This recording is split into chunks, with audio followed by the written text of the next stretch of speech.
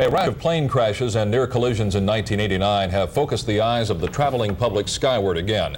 Many have died in airliner catastrophes, but remarkably, hundreds have survived. It raises the question, are these accidents more survivable than we might think?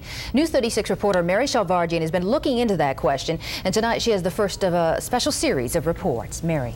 Jesse, most people fly with the attitude that they will either arrive at their destination safely or they will fall out of the sky, crash, and die. Very fatalistic. The truth is that very few planes are involved in accidents, only about 1 in every 2 million flights. And of those now that are in accidents, more and more people are surviving. Survivors tell us part of the way to make sure you get out alive is to go in armed with some very basic information. And I guess it's split in two. But I wanted you to know and not get worried. I'm in good shape, and I'm still waiting. Nobody panicked. I didn't hear anyone getting out of control. There was definitely a sense of urgency. In the water, it got very, very cold, where people were shaking. You couldn't help it. You know, your teeth would shake, you'd close your mouth, and your body would shake. It was very quiet. I don't know what you would imagine when something like that happens. You probably imagine a lot of screaming and hollering and stuff, but it wasn't that way at all. You'll remember Jan Murray. She's the Pineville flight attendant who survived United Flight 2, the cartwheeling fireball which crashed near Sioux City, Iowa months ago.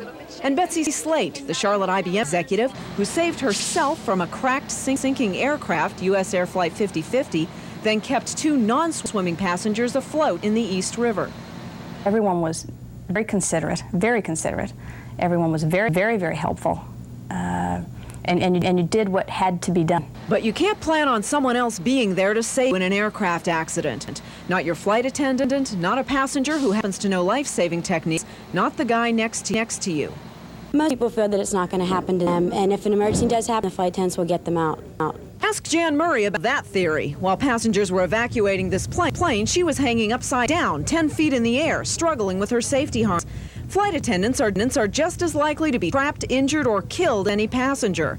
Yet we were told again and again, passengers still refuse to take responsibility for surviving plane crashes. Starts with one basic reality, according to consumer advocate Wayne Williams. Accidents are part of the price of flying. If you put things into the air often enough and long enough, things are going to happen, and you'll have an accident. Another reality which may surprise you is this. A 1981 government report estimates 88% of airplane accidents are at least partially survivable. People will live. Even in this devastating JA mountain crash, the worst in history, 4 people survived. There are more and more people out there who should heed the survival statistic. Since deregulation and cheaper plane tickets, air travel has skyrocketed. Last year, 51 million people took to the skies. One turn right first available taxiway, at ground point.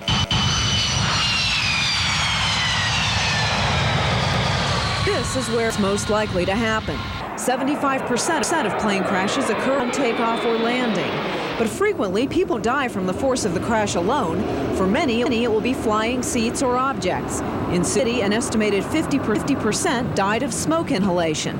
And sadly, a lot of lives are lost in crashes due to negative panic, which means, you know, you crash, you've stopped, and you sit there and you panic negatively. You don't make the effort to get your seatbelt off of you and get away from that wreckage. Jan Murray and Betsy Slate were both prepared for the accidents they were in.